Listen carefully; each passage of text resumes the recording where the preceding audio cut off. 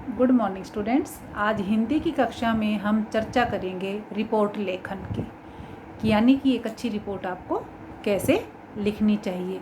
इससे पहले आप फीचर लेखन कर चुके हैं और आलेख लेखन भी आप कर चुके हैं। इन तीनों में कहीं कहीं समानता है तो कहीं कहीं अंतर भी है। तो अब हम बात करते हैं रिपोर्ट की।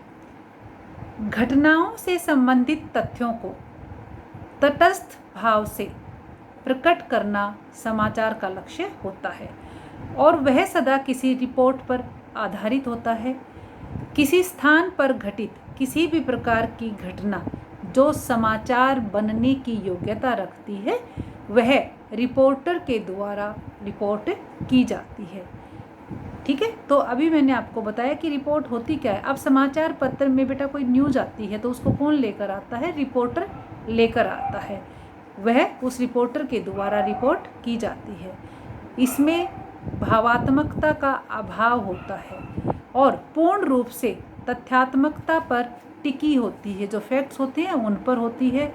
इनमें इमोशनल जो चीज़ें होती हैं उनका कोई लेना देना नहीं होता।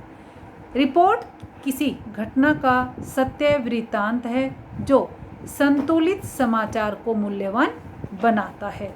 एक इंग्लिश में बेटा पंक्ति है, whole truth and nothing but the truth. सत्य को ठेस पहुंचाना समाचार की आत्मा को नष्ट करना है। सर्व सत्य प्रतिष्ठम उनका मूल मंत्र है। तो यह होता है आपका रिपोर्ट लेखन। गूढ़ अध्ययन पर आधारित गंभीर विद्वतापूर्ण प्रामाणिक रचना आलेख कहलाता है और इस आलेख का संबंध किससे होता है? मस्तिष्क से होता है। जबकि फीचर लेखन का संबंध किससे होता है? हृदय से होता है, आपके दिल से होता है। आलेख क्या है? आलेख बहुयामी, गंभीर, उच्च और व्यंग्यपूर्ण रचना होती है। आलेख को हम क्या कह सकते हैं? आलेख को हम अनेक कमरों वाला बहुमंजिला विशाल भवन मान सकते हैं। अब जैसे भारत में दहेज प्रथा, इस पर एक आलेख लिखना है तो आप क्या लिखोगे? इसमें परिभाषा, विविध कालों में इसके विविध रूप, इसके अभिशप्त आंकड़े, सरकार और जो दूसरी संस्थाएं हैं उनके द्वारा दहेज के निराकरण हेतु उठाए गए विभिन्न कदमों का विवेचन, ये सारी बातें आप लिख सकते हो। अब रिपोर्ट में क्या होता है? जो रिपोर्ट की भाषा है वह स्पष्ट और सपाट होनी चाहिए। लेकिन आलेख में क्या होता है? आलेख में भावात्मकता का पुट हो सकता है, लेकिन जो रिपोर्ट होती है वह सत्यता पर आधारित होती है, वह सत्य होती है। जो रिपोर्ट होती है वह संक्षिप्त होती है और जो आलेख का आकार है वह विषय वस्तु पर निर्भर करता हुआ छोटा बड़ा हो सकता है। मैंने आपको अंतर सिर्फ इसलिए बताया क्योंकि जो फीचर लेखन, आलेख लेखन और जो रिपोर्ट है वो सारे, मैंने फिर कह रही हूँ कि मिलते जुलते रूप ही होते हैं। अब सिर्फ हम बात करेंगे रिपोर्ट लेखन की। रिपोर्ट को प्रतिवेदन भी कहते हैं। यह एक ऐसा लिखित विवरण है जिसमें तथ्यों पर आधारित किसी घटना, संस्था, विभाग में संबंधित सूचना आदि को प्रस्तुत किया जाता है। इसका मूल कार्य क्या होता है? सही, सीधी और सपाट जानकारी देना। इसके द्वारा किसी कार्य की प्रगति, प्रोग्रेस, जांच स्तर, कार्य और उनके परिणामों को स्पष्ट रूप में व्यक्त किया जाता है।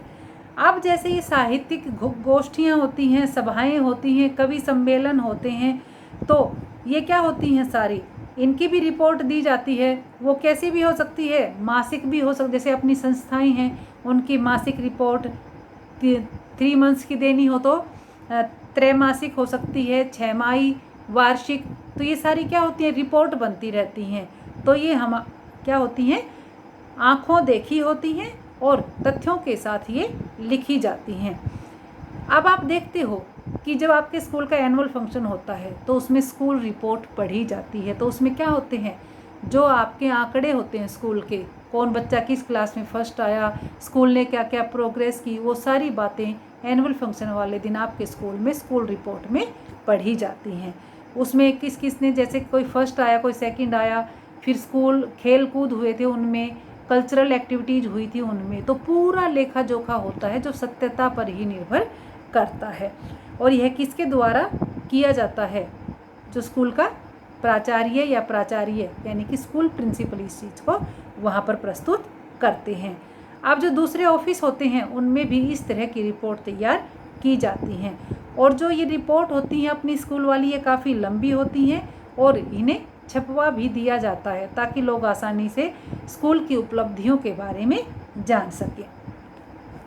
अब जो अपनी रिपोर्ट लेखन है बेटा, उसकी विशेषताएं क्या होनी चाहिए, तो मैं एक एक करके आपको बताती हूँ। किसी भी रिपोर्ट को तथ्यों पर आधारित होना चाहिए। जैसे अभी मैंने आपको बताया कि स्कूल की अगर कोई भी रिपोर्ट गलत आ जाती है तो उससे क्या होगा, वह स्कूल मजाक का पात्र बन जाएगा। मैं बोल दूं कि मुझे इतने अंक प्राप्त हुए, रिपोर्ट में किसी के अंक गलत लिख दिए जाएं लेकिन हों कुछ, तो क्या होगा, एक हंसी बन जाएगी।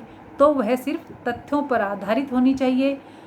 दूसरी बात, उसकी भाषा सरल, सीधी और पूर्ण रूप से स्पष्ट होनी चाहिए, जिसमें मुहावरे, लोकोक्तियों का प्रयोग बिल्कुल भी नहीं होना चाहिए। अब भाषा कैसी होनी चाहिए बेटा, उसमें अलंकारों और लक्षणा शब्द शक्ति भी नहीं होनी चाहिए। हिंदी में तो अलंकार होते हैं ना, जो शब्दों का सौंदर्य बढ़ाते हैं, लेकिन जो रिपोर्ट होती है उसमें अलंकारों का प्रयोग नहीं करना है।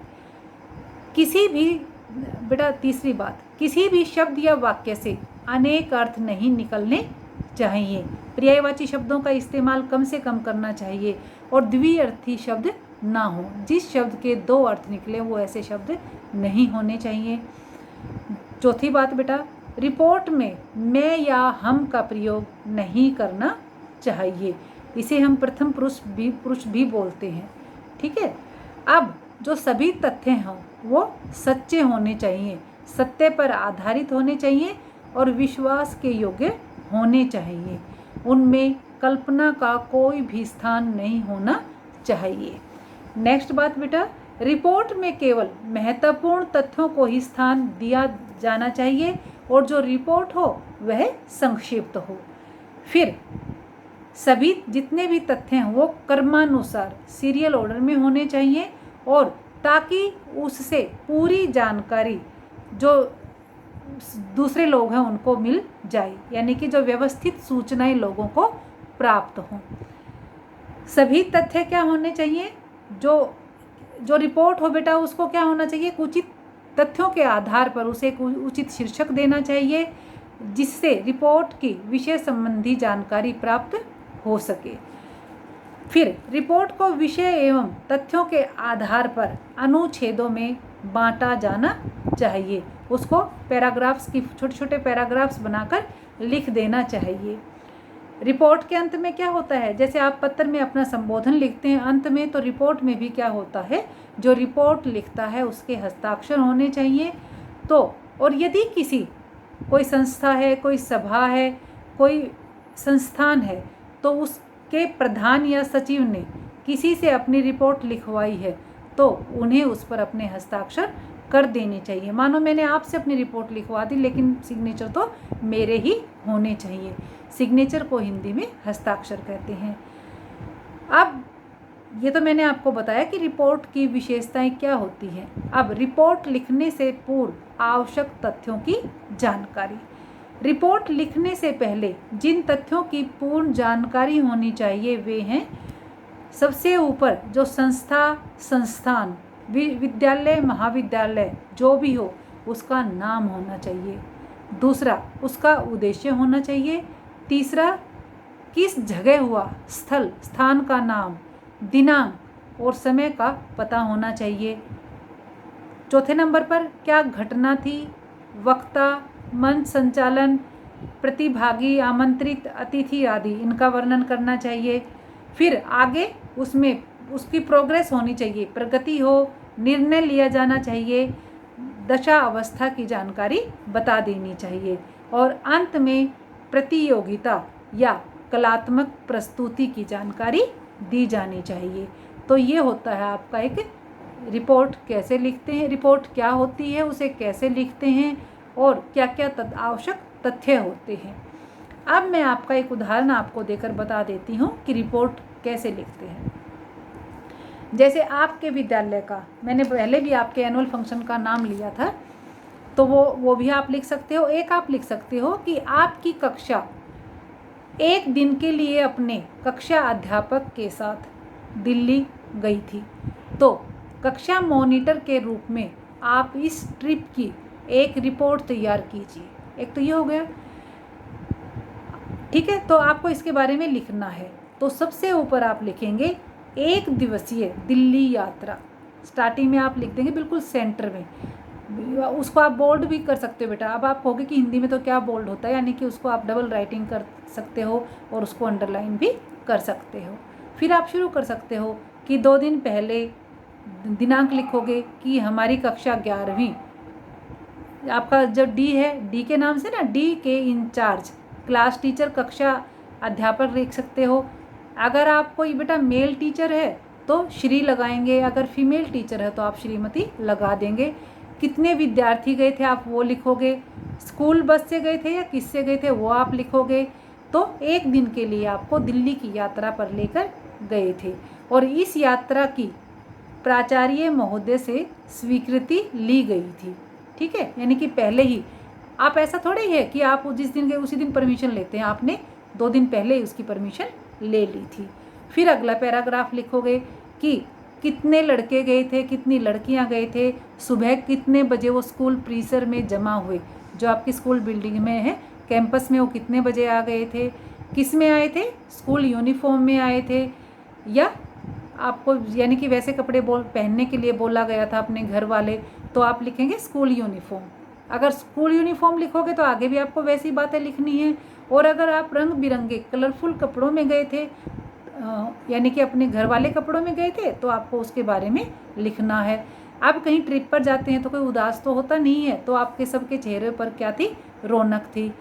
और जब भी आपके स्कूल का कोई ट्रिप जाता तो ऐसा नहीं है कि कक्षा अध्यापक आए, अध्यापिका आई और आपको लेकर चली गई। उस दिन क्या होता है, स्कूल के जो जिम्मेदार यानी कि प्रिंसिपल या जो और आपके सीनियर टीचर्स होते हैं, आपके जो कोऑर्डिनेटर होते हैं वो भी वहाँ होते हैं, तो वो भी आप इसमें लिखोगे। और फिर आपको कुछ हिदायतें दी जाती हैं, इंस्ट्रक्शंस दी जाती हैं ना कि शरारतें नहीं करना, इधर नहीं जाना, ये नहीं करना, तो उन हिदायतों के साथ आपको बस में बिठा दिया जाता है। लेकिन आप क्या करते हो, जैसे ही बस में बैठते हो तो अपने कुछ विद्यार्थी क्या करते हैं, गप्पे मारने लग जाते हैं और कुछ क्या करते हैं, अंताक्षरी खेलने में मस्त हो जाते हैं। फिर रास्ते में मान लो आप कहीं रुके तो वहाँ आप रुके, आपने नाश्ता किया और आप जहाँ गए थे तो उस वहाँ जाने की परमिशन भी आपने पहले ही ले ली थी, तो यह बात भी आप इसमें लिखेंगे। दिल्ली में कहाँ गए थे, प्रेसिडेंट हाउस गए थे या भी लोटस टेम्पल देखने गए थे, जहाँ भी गए थे वहाँ आपको परमिशन लेनी पड़ती है पहले, तो ये बातें आप इसमें लिखेंगे। वहाँ पर कितनी मस्ती की, सारी बातों के बाद जहाँ जिस भी जगह गए तो उस जगह का थोड़ा सा वर्णन आप करेंगे। फिर शाम को एक समय आपको दिया जाता है कि इतने बजे सभी विद्यार्थियों को यहाँ जमा हो जाना है, इकट्ठे हो जाना है। तो आप आज चल पड़े वापस वहाँ से। तो आते हुए क्या होता है, सब थक जाते हैं और घर जाने की थोड़ी सी कह सकते कि उदासी सी आपको छा जाती है। तो आप लिखोगे कि लौटते समय बस में इतना अधिक शोर नहीं था क्योंकि सब थक चुके थे। और फिर रास्ते में फिर आप खाने के लिए रुकते हैं, वो बात भी आप लिखोगे। फिर रात को 10 बजे आप अपने स्कूल कैंपस में पहुंच गए थे, सभी के पेरेंट्स माता पिता लेने के लिए आए हुए थे। तो फिर ये क्या था, आपके लिए एक यादगार ट्रिप थी बेटा, तो और इसे आप कभी भी नहीं भूलोगे। तो इन बातों के माध्यम से आप अपना एक जो रिपोर्ट है आसानी से लिख सकते हैं।